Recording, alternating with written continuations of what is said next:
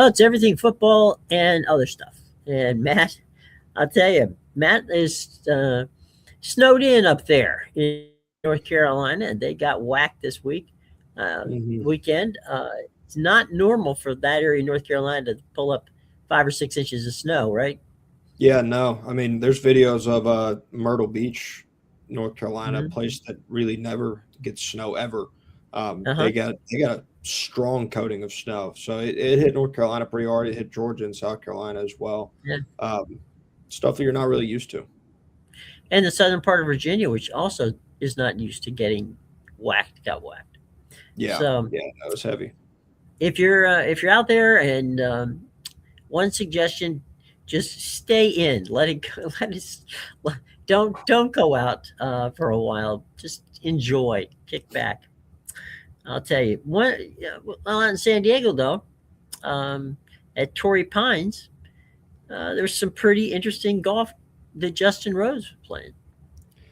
Yeah, he played the kind of golf that like it's the kind of golf that surprises anyone when anyone other than Scotty Scheffler does it. That's how well he played this past weekend. Like it's one of those where it's most likely that Scotty's in the field. If he's playing his best, he may still not win. That's how well Justin Rose played. His Hmm. putter was fantastic throughout the entirety of the week. Like it was a wire to wire winner.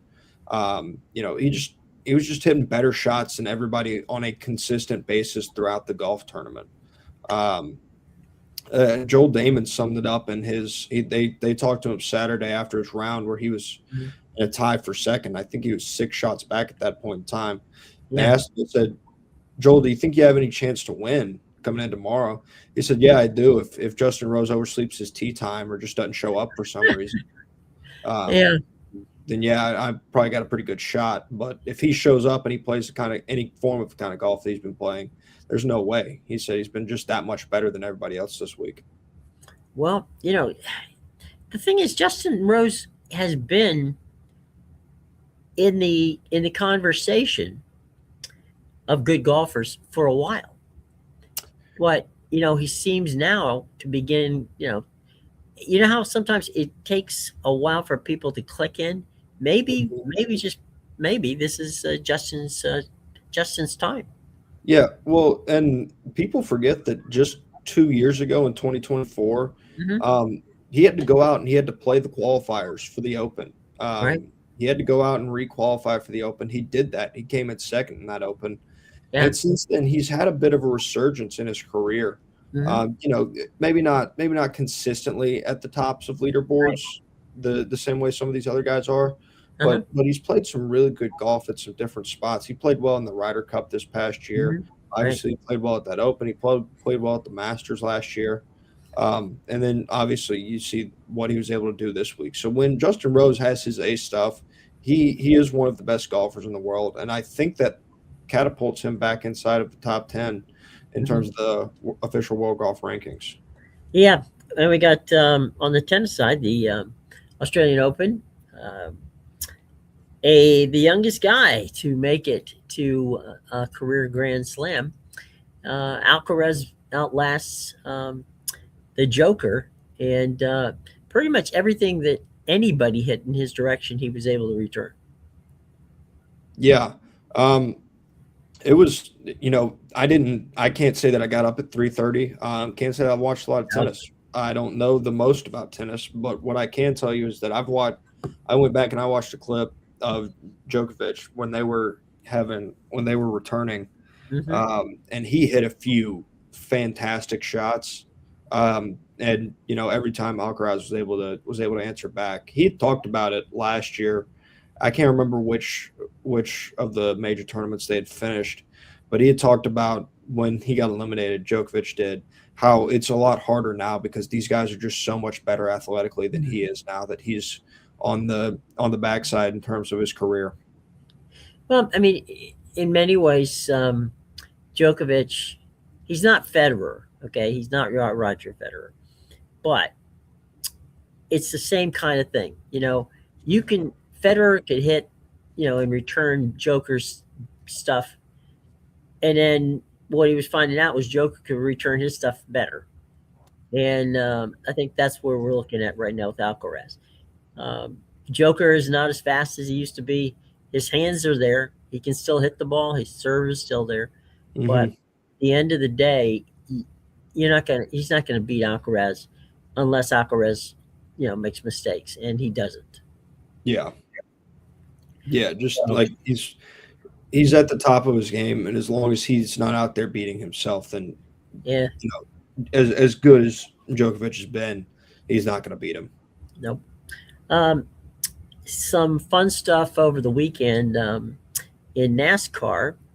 They, they played at Bowman Stadium, and it's actually a high school stadium, but it has back in the day they literally put a track around. The track was actually supposedly, supposed to be a regular track for track and field, Hmm. but they decided at the time when they were building it that what if we made it wide enough for car racing.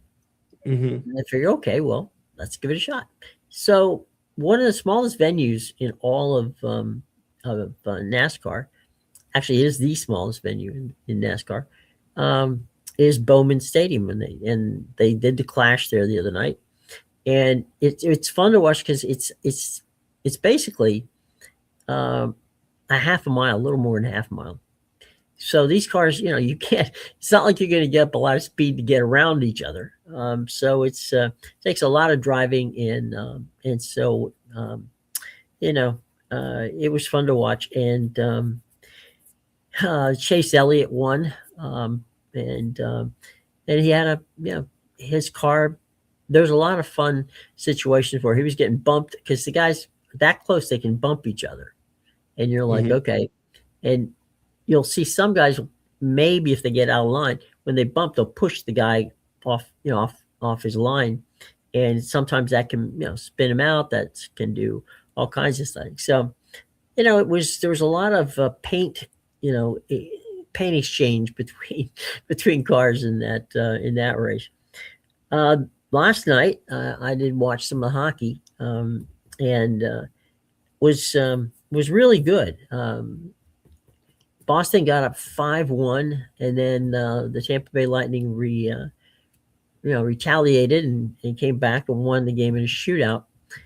65,000 showed up, and it was an outdoor event, and they were. Yes, this is this time of the year in that Tampa Bay area. You're usually talking about 70, 72 degrees. That's about your normal time. But it was 41 degrees when they started the hockey tournament. I mean the hockey game in the stadium tournament, and it was much closer to being what hockey weather was like than you would expect at at an event in Florida. But it was fun. It was fun to watch. Sean McDonough, outstanding broadcaster on anything, but Hmm. Sean, a lot of people don't know or don't unless you're up from the Boston area. Sean Sean did the Bruins hockey for a number of years. He also Hmm. did Red Sox baseball for a number of years. So Yep. it wasn't hard for him to fall back into to doing hockey, and he does a very good job of it. And he was at his best last night, and it was fun. Super Bowl week starts this week, and I wish I could tell you something that nobody else knows about what's going on, but I can't. They haven't even gotten there yet. They'll be there tonight. I I don't know about you. I'll be honest about this. There are two teams in this Super Bowl I really don't care about. Mm. We will report to you, believe me. We will give you everything you want, but I I can't find myself just saying, "Oh boy, the Seahawks and the Patriots."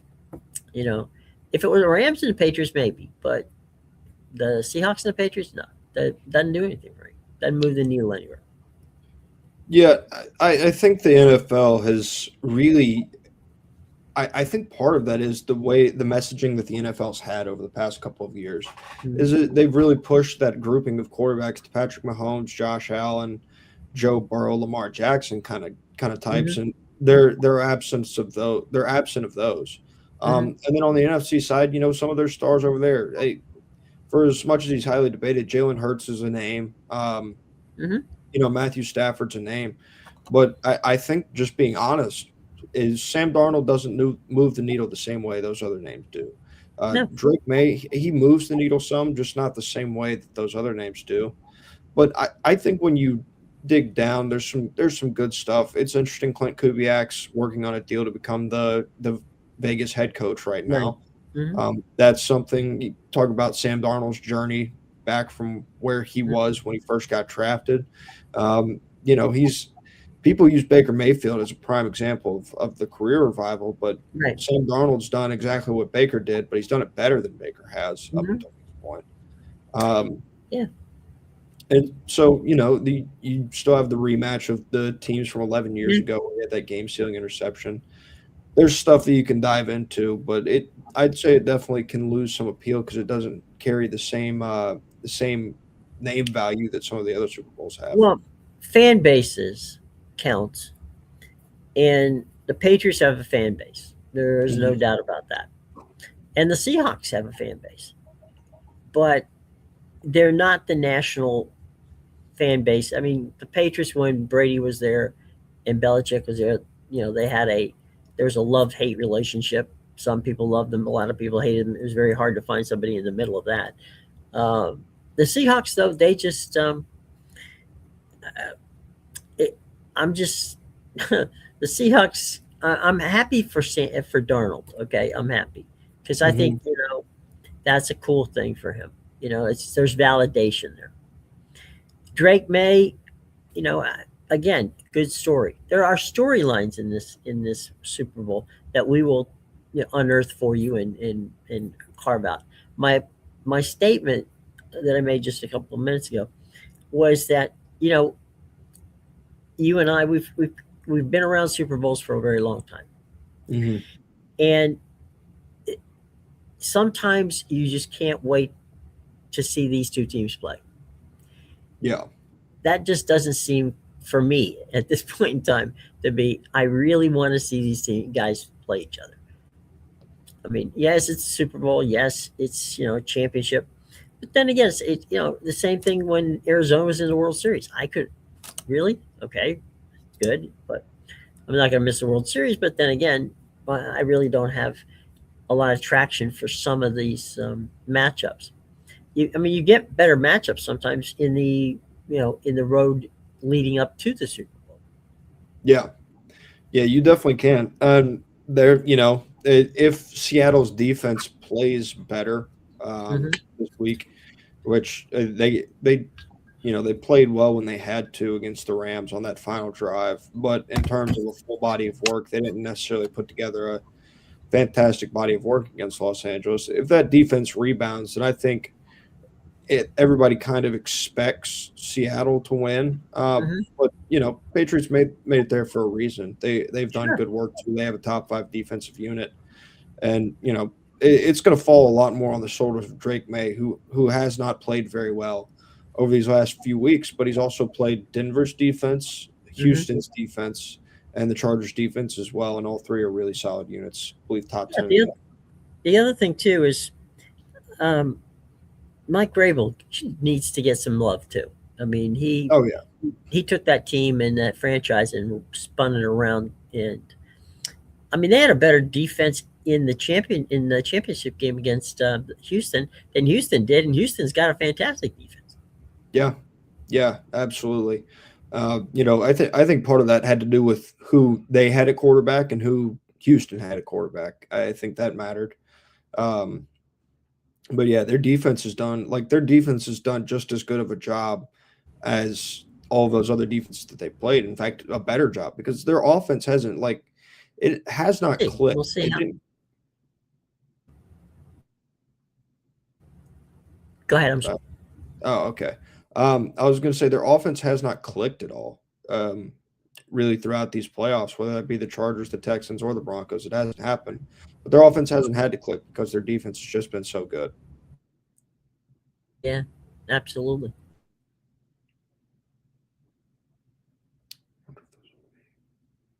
The this is for those folks who watch their favorite basketball and hockey teams on a network. And that's because FanDuel has with both leagues and has told them that payments are not going to be coming forth to the NBA teams nor to the NHL teams for a while. And they're trying to work out something with the teams. The teams um, are likely, if FanDuel does not receive a cash infusion from somebody, and I have no idea who that somebody is, then they will file for Chapter 7 bankruptcy, which is the absolute killer bankruptcy. And without question, we will that will send the NBA and the NHL into a frenzy. And both the leagues, NBA and the NHL, have prepared to do what MLB is doing and set up the overtaking of the FanDuel side of it, and create something for the fans so the fans don't lose the ability to watch their teams. But it does beg that question. Plus, as you and I have been chronicling for quite a while now, there's still 9 baseball teams that have not committed to the MLB, deal. And Mhm. my concern is, what the hell are they looking for? Yeah, They're yeah, not a FanDuel anymore, so okay, what's the plan, boys? yeah. I'd be very curious as to the conversations that are going on regarding their network coverage or their plans going into the season regarding their network coverage. Because again, we've talked about it. The further you go on, is you run out of time. This isn't something that can materialize. Whoa, materialize very It's quickly. not an Yep. easy thing to say. Yep, materialize very quickly. And so time is of the essence. You're not that far off from spring training baseball, and there are the nuts that want to watch every spring training game that they can possible. That it might upset, but even more than that is if you don't have a product that's accessible to the fans, then you can lose some fans. Like everybody talks about, how do you find like a hardcore fan? There's a lot of people that aren't hardcore fans. Like when you get Hmm. down to the nitty gritty in terms of being like a hardcore fan, I think your percentage of your populations are not going to be that high, in terms of your fan bases, and so you are at risk at losing a decent portion of these fan bases if you let it go by and you're not able to get your product to the customer. The thing too, Matt, is fan bases are interesting in such that um, you know, I, long ago I was became a Dodgers fan back in the '70s, late '70s, Hmm. um, mainly because of my first interview I ever did for my high school newspaper was a an interview with a an alumni who was playing for the Dodgers at the time, is Steve Garvey. Hmm. So Steve, was I went through. I worked on as a runner for the uh, Tampa Bay for the Tampa Tarpons, which is of the Triple A. I mean the Single A team. And on weekends during spring training, I would work, at the stadium Hmm. doing whatever broadcasters needed me to do, which usually was running around trying to get who number 77 was, because he didn't have a name on the back of his jersey, but he was there.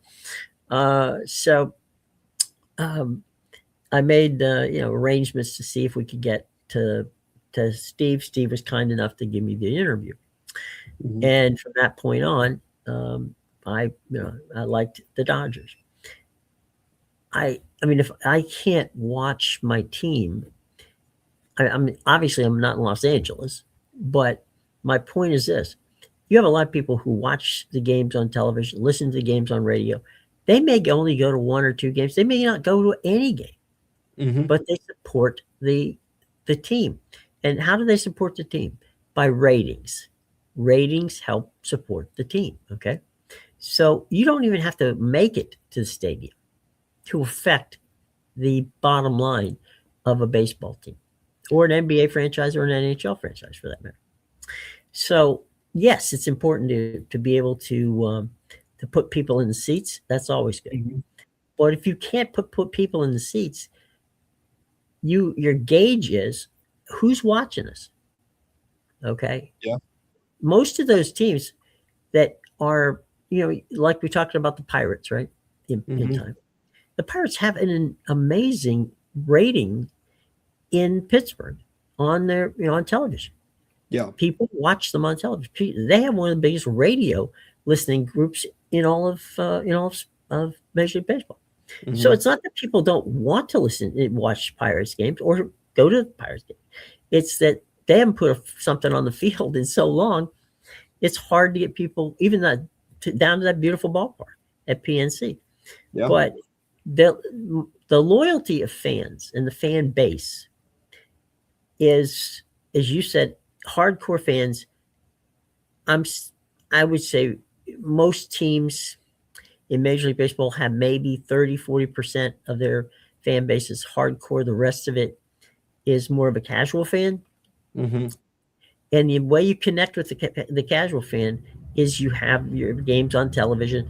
They turn it on. They see what's going on. They kind of think, okay, you know what? We should go down. We haven't been to a game this year. Let's go down Mhm. and do it. So it's or you have the situation that is like when we were kids, where you watch the game and you go, hey, can we go to a ball game? Mhm. You're asking your parents, and if you bug them hard enough and long enough, maybe you just get there. So Yeah.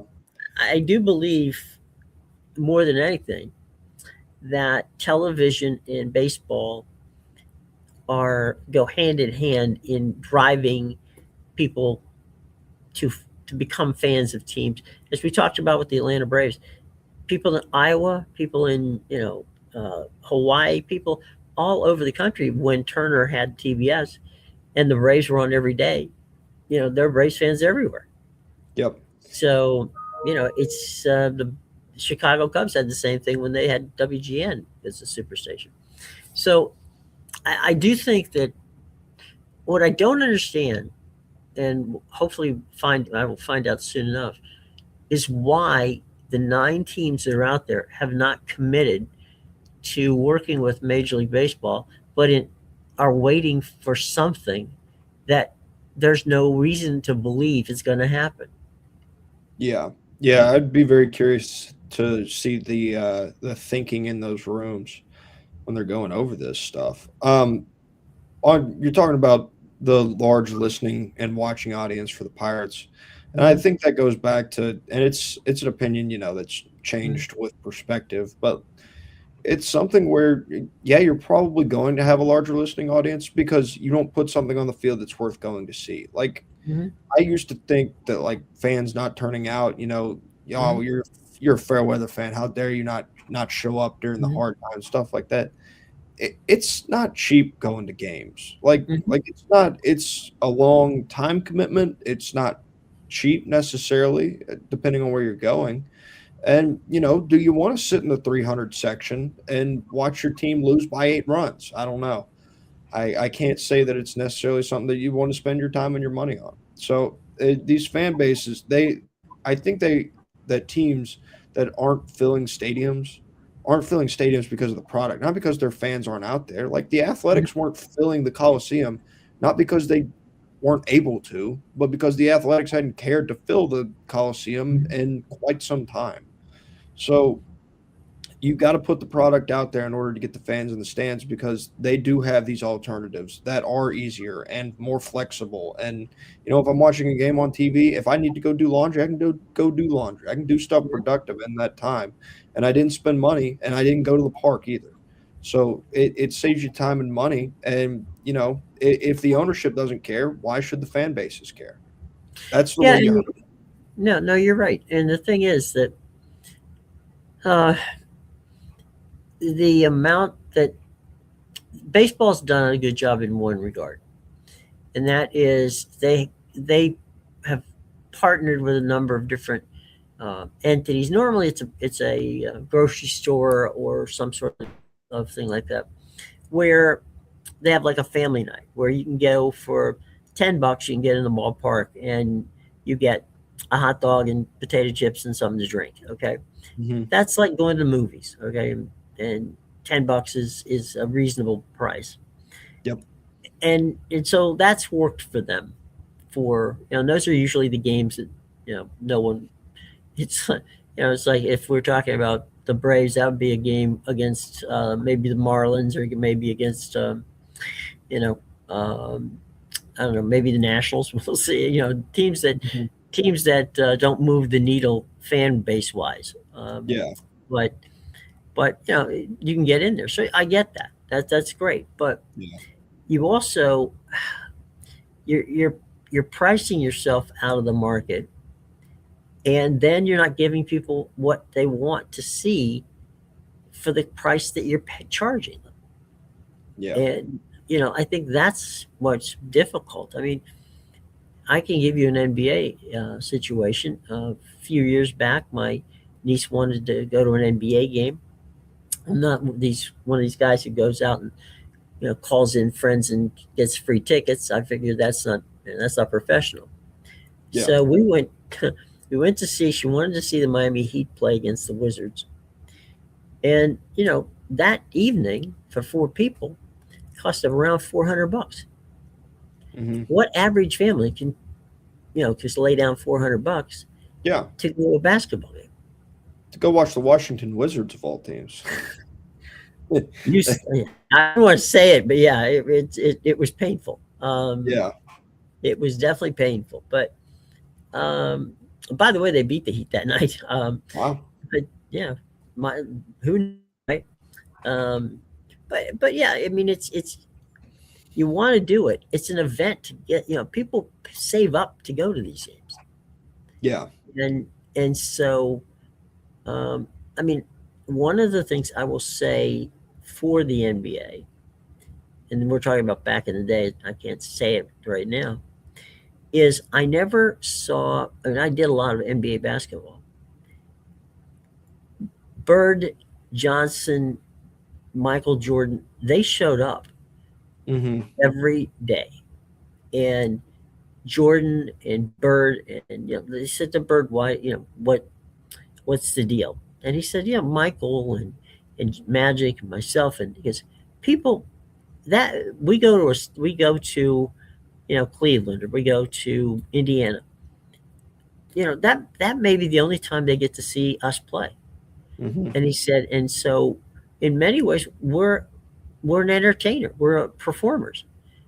People want to take home that ticket and remember that's when I got to see Larry Bird play, or Michael Jordan, or in the case of Magic Johnson. And I don't think that's entered into the ethos of the NBA now, because you'll see guys take days off without any problem, of feeling any pain about taking these days off. Yeah. It's different if you're hurt. I don't want anybody to play when they're hurt, but at the end of the day, if LeBron James and his comes into town and I don't get to see him play, then I spent my $400 for nothing. Yeah. Yeah. And it's most of the times it's just these, or I say most of the times. The what you're referencing is like the workload days where you're pretty Yeah, much just taking a day off of work. Uh, sure. it's almost like PTO they're They're taking. managing. Yeah, they're managing the work of the Yeah. of the players. So that is a factor. I was going to circle back to the larger point. I was talking about the fair weather fandom Hmm. and how you can't really blame people for not showing up for bad product. What you Hmm. do is you take away that aspect though. If somebody can't reach your product that way, like they they may not be more inclined to go to the stadium if they can't reach that product. That may not happen. Like there may not be a family that cares that much or can afford to do so. And at that point, now you're just shutting them out from your product altogether. And it's understandable to lose fans that way. Like Hmm. it's going to happen if that's the route they go down. Yep, and hopefully they'll figure they. I would say that if we don't hear anything from Major League Baseball teams before, let's today is the third. Let's say the beginning, that'd be the 16th, I guess. Monday would be the 16th of February. Hmm. 16th of February, your pitchers and catchers have been there. Yeah. 5 days after that, the teams normally call in everybody. Yeah.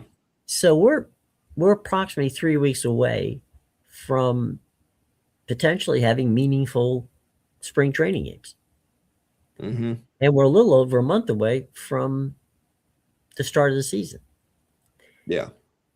I I just it boggles my mind that as a programmer, how in the hell am I going to figure out what to do with Major League Baseball games and potentially NHL and NBA games uh, in my market? Where are we going to put them? Yeah. What are we going to do? Um, I think that there are a number of teams last year, more hockey than anybody else, that decided, you know what, this whole thing with they were smart. They figured out, you know what, Main Street is not going to this is not going to last. So Hmm. they bailed and they started their own networks. Each one of them, they worked with the NBA and the NHL.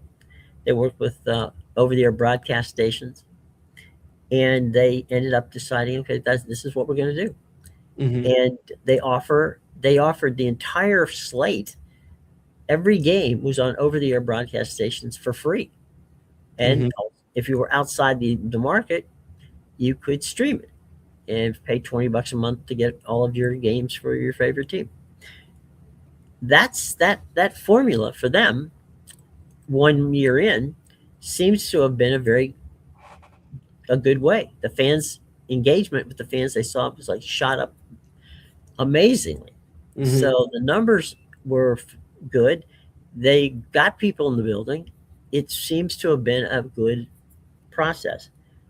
I have no clue as to why the NBA teams that are still with FanDuel and the NHL teams that were still with FanDuel didn't see what those other teams saw. Hmm. Yeah, those franchises that made that move, they have people in their room. Uh, to be honest with you, it may just be you may just have better decision makers on those other teams. Flat Mm-hmm. out, plain and simple. I don't know what they got um, over in those places that haven't been relayed to the ones that are still out here waiting. Um, because that's a product that's good for the consumer. Like every good product starts as a consumer friendly product. It feels Mm-hmm. like I think you look at all these streaming services and the way they began. Mm-hmm. Netflix started at $5 a month or something like Sure. that. Like all these places, they start really low, and then after you get the nibble, you can pull the Right. price. You probably are going to pull the price up, and you're probably going to lose a few people, but you probably going to make more in terms of your price increase, then you're going to lose on people not paying it anymore. So that's the model that's always worked, and it's one that's successful for consumers because you're going to get them in. You're going to have that fan engagement, and it's overall probably going to be a plus for you in terms of your returning customers overall than if you go the route that these teams that are just still out here wandering aimlessly apparently through the landscape right now are doing. Well, too, when you offer something over the air broadcast free TV, right? Mhm. The TV stations do a hell of a lot of promotion for you. Yeah. So you may be watching Seinfeld, or you may be watching, Big Bang, anything that is on what we would call an independent television station, not necessarily a network station. And you start, saying, "Oh, cool, I'll watch the game." You watch the game, by the way, and during the course of the game, the promotion goes the other way. It's like, Mhm. right after us, after Braves, our Braves post game show, stay tuned for the Channel 17 news. You know, Mhm. and so and throughout the entire night, you can promote movies, you can promote anything else that's going to be on the station. Meanwhile, the station, how do they pay you back? They do that by running spots for the team all day long in all of their different shows. Hmm. So, you know, it's a way to build a you sprinkle the sports into the um, into the daily lives of the people who live in those towns. And you Yeah. can do it through the news. You can do it through any number of different ways to promote the team. If you're on a regional sports network, all they're doing is promoting something you already know is going to be there. Yeah. Yeah. So They're giving you the day, what time they'll be back tomorrow, and your favorite ad from your Toyota dealership 18 right, times. well, that and then they do three replays of the same damn game. Yep. Yep. So They have the pregame, the postgame, the replays, and the actual games. yeah, and That's about so it. you turn on at 7 o'clock in the morning and you're watching the game that was on last night. Hmm. Um, so it's one of those things where I do think that those teams and the NBA also, the Utah team, Phoenix, who else? Um, Phoenix, Utah. Um, I'm trying. There's a third team, and I'm forgetting. I'm blanking on it. Oh, Dallas, the Mavericks. They all and Houston. They all went into their own. They took back their rights and decided this is what we're going to do. Hmm. It seems to have worked out for them too. So I don't understand, and maybe I never will, why Major League Baseball, the teams, because the it's so close to the beginning of the season. Why are you jerking around? You know that the people that may are, there's rumors that FanDuel is trying to, or shouldn't say FanDuel, Main Street is trying to get some of these teams back, Hmm. and for reasons I have absolutely I can't fathom, they are listening to them. And let me just put it to you this way: if you have a general manager, a broadcast director, whomever it is, owner, I don't give a damn who it is. If you're listening to Main Street pitching you that they're going to give you money and come back, you are an absolute and total fool. I can say that from experience of knowing how these things work, and it's not. If it failed one time and it failed the second time, what are you doing here? I mean, it is that old adage about Albert Einstein's thing saying, if you do something over and over again, expecting the same result, then basically you're a fool. Yeah. It's not going to happen. And I don't understand why you wouldn't want to own your own rights, control your own rights, and do it in a way that makes sense. And especially now when, this thing happened in January 9th is when they pulled out. January 9th, I mean, there's you're programming, if you're programming for a television station, in January you're programming for August. Hmm. So, you've got to get, if I want the team, which a lot of stations would. Peachtree, we talked about them. A lot of those stations will say, you know what, okay, fine, we'll just figure out a way to make it work. Okay, Yeah. but if you give them a week to do it, man, that's just not going to work. Yeah. So I do know that some of these teams are in discussion with Major League Baseball. Major League Baseball can put them on tomorrow, but and they control the rights, but I'm not sure they know what to do with it. Yeah. And that's what happened. And I'll tell you the reason for that is because the RSNs paying them money over the years, they got fat, dumb, and happy. They didn't care about it. I mean, director of broadcasting mainly dealt with the radio people. They Hmm. didn't really deal with the RSNs because that was plug and play. We know what we're going to get from them because we're contractually obligated. They'll give us this. We have to give them that. Okay, fine. That was, that's about as simple as it gets. But Hmm. now they have to work for their money and have to figure out what it is that's going to make it work. And I don't know what. I mean, I'm waiting for an announcement We did see the Washington Nationals said that they would now. Um, Bob Carpenter, who had been the voice of the TV voice of the Nationals, had he retired last year, so that we knew that was going to be an opening. Hmm. And Dan Colco, who was the number two, he would do radio and then he would do the pre and post game show, but he would fill in for Carpenter when you know during the course of the baseball season. There's times when the play-by-play and the color analyst get some time off. It's a long season, and Dan would fill in. Hmm. So Dan is going to be back with Kevin Franson as the broadcast team. Good for Dan. He deserves it. So Major League Baseball said, fine, let's do it. Just like we talked about Don Rossello out in San Diego. He got, they brought them back. There's no Hmm. reason to believe that Major League Baseball is going to not bring back your broadcasters. The only thing that Yeah. Major League Baseball is going to do is change the way the game looks. They're going to come up with, you know, graphics that are solid graphics that have a major league. Everything they're going to do is going to make each game look like a network game. I Yeah. can't And see that that's a bad thing.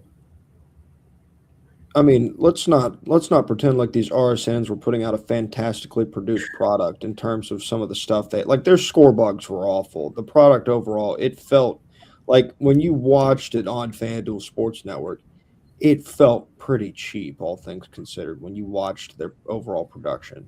It was. So that was plain and simple. In terms of these teams, it feels like you highlighted there's just like two good avenues of thought as to the teams that Mhm, have not gone with the MLB or done their own thing with their own rights. And mhm, and that's, you talked about the broadcasting directors getting, mhm, fat and lazy. Sometimes when you've done something a certain way for so long, like that's their routine now. It's hard to reset a routine, and I'm mhm, sure it's a lot harder to reset a routine where you're doing a lot more work now. Like going from a small workload back up to a big workload is a whole lot harder than going from a big workload down to a small workload, which was the change they made initially. So there's that aspect of it. Either that or whoever's running mainstream, like whoever they're talking to, just must be the best used car salesman in the entire world. And I mean, I don't know why I mean, there's dealerships everywhere that could probably use these mhm. guys. They'd sell them like they're hotcakes. I mean, they couldn't Yeah, hold on to cars if they got these guys based on the job that they're apparently doing with these Major League Baseball teams. yeah. The one thing though too is general managers and program directors of TV stations and sales directors. They're pretty good at their selling their job too. Hmm. I imagine uh, we'll use Atlanta for the moment. I imagine the general manager Peachtree would love to have 100 Braves games on. Yeah. So I can guarantee you that general managers of television stations all around those 9 baseball teams have made phone calls and probably both to the MLB and to the teams and saying, "Hey, look, we want you. You need to just tell us when the hell we can do this, because we can unleash the hounds, our salespeople, and go out there and get it. But you need to tell us what you know when and if you're going to do it this way." Um, Yeah. I know that, for instance, I was talking to some guys from WTOG, the station I started with down in Tampa, St. Petersburg, and they carried 20 um, Rays games last year. The ratings were phenomenal, and they got $2,500 a spot for the game. Hmm. That's about $2,000 more than they would get for a normal spot for the time period that the baseball game would have been on. Yeah. So, I, you know, um, is there money to be made? Yes, but I've seen a lot of people say, well, they're going to lose a lot of revenue. That's a fact. I mean, they're going to lose until they figure it out. But right now is not the time to try to figure it out. Yeah. Right now is get your damn product on the air, then worry about it. Yeah. Like we And talked about it with golf. Yeah. They're in a bad spot right now. They're not gonna. You're not making a birdie from where you're sitting if you're these guys when you're looking at terms of you're gonna lose revenue, right? But you got to go out there and you got to put yourself in a position where you can go make par. Like, yeah, we're gonna lose. You can go make bogey. Like, we're gonna lose something here, but how much are we gonna lose is the big factor. And if they keep going this way, they're gonna lose a lot more than they need to. They're trying to be aggressive and play hero ball with this RSN stuff, and they're running out of time. Yep. The clock is ticking. All right. One last thing before we go. Um, I'm not the sale of the NFL network to ESPN. Uh, I don't know what to think about it yet, and I say that I'm not. because the last thing I want to see is ESPN. I like the NFL network. I like the job they do. I like the people that they have. Mhm. I, I don't know how. I don't want it to be ESPNified. Um, I would like to just see it left alone. That is not going to happen. Disney didn't spend that money to let it alone. Yeah, I think you also now have like it, it feels like a little bit of a conflict of interest with ESPN and the NFL in terms of what they're doing because ESPN has they're linked with a betting service. Like, that's something Mhm, that's happened. That's going to be something that's pointed out throughout this entire process. They introduced ads onto Red Zone, something that people mhm, weren't happy about. And if you paid attention to it this past season, they mhm, slowly ticked up the type and amount of ads shown on Red Zone throughout the season mhm, because it's something they knew they could get away with, and that's stuff where ESPN has excelled in. Like, they excel in getting more ads on stuff and turning what is a pretty good product for the consumer into a much worse mhm. product for the consumer. I mean, they acquired, the NBA pregame show with Kenny, Shaq, Charles, and Right. Ernie.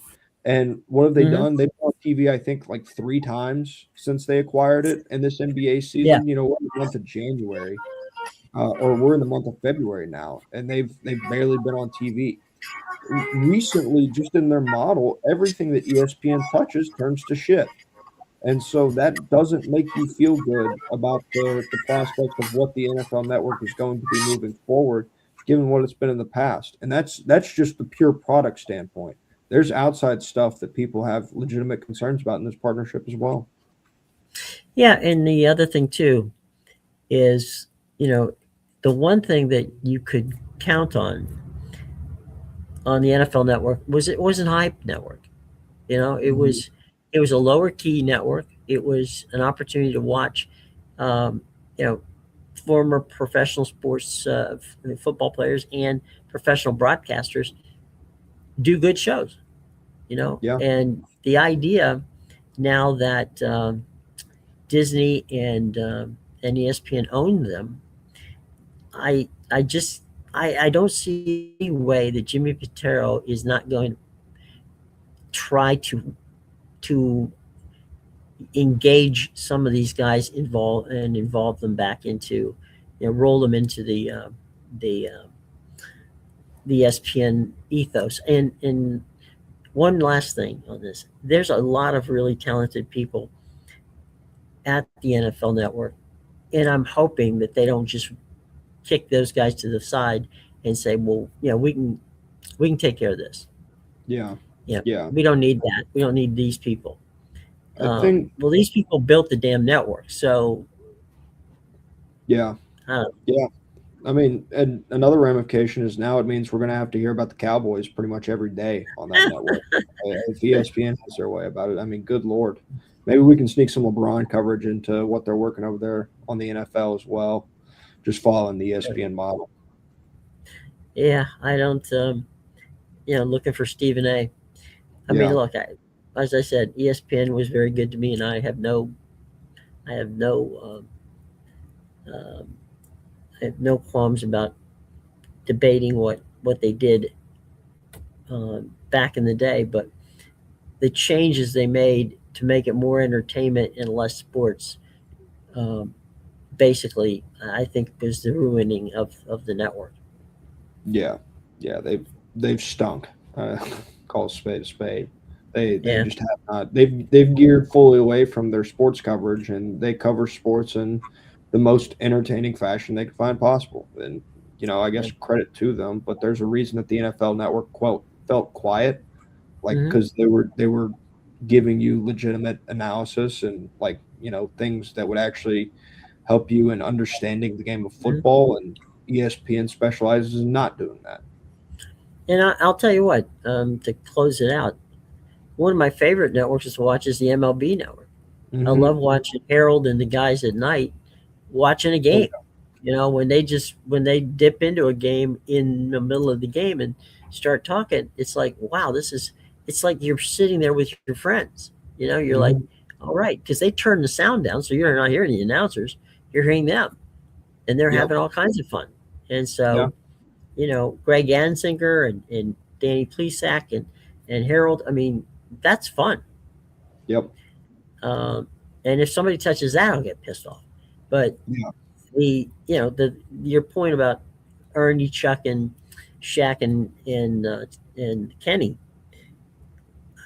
they have done nothing to that show. I mean, they haven't they hype it, but they don't use it. Yeah. Yeah.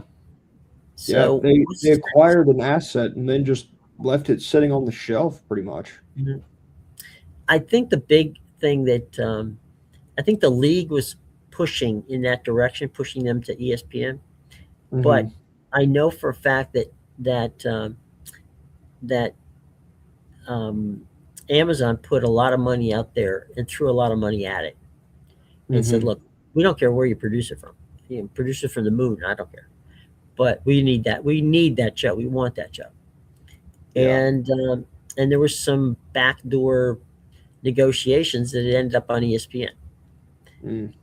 I don't know how it happened. I don't know why it happened, but I think that had it gone to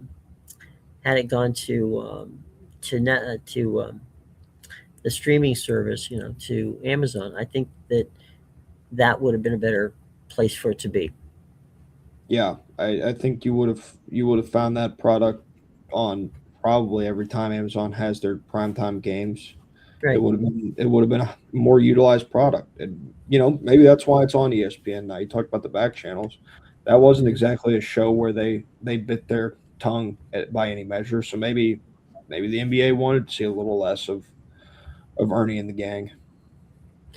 Maybe, maybe Chuck was getting on their nerves There you go. because he talks. Don't ask Chuck a question if you don't want the answer. Yep, So absolutely. anyway, all right. Well, look, we will talk a little bit more about that game coming up Sunday Hmm. on the show tomorrow. But we just had some housekeeping to do and some fun stuff to chat about. So join us tomorrow, gang. We'll have some fun at around 3 o'clock. Don't forget to, of course, hit the bell, like us, leave a comment. We'll be sure to answer it. And by the way, before we get out of here, um, Zach Bobo, who is a fantastic real estate guy in Georgia, by all means, we'll put the information out there so you can find it and get in touch with Zach. Zach's a good dude. If you have want a house in Georgia or anywhere in the southeast, by all means, just get in touch with Zach. Okay. All right, gang. Have a lovely day. It's been fun, and from Matt and I, we'll see you tomorrow.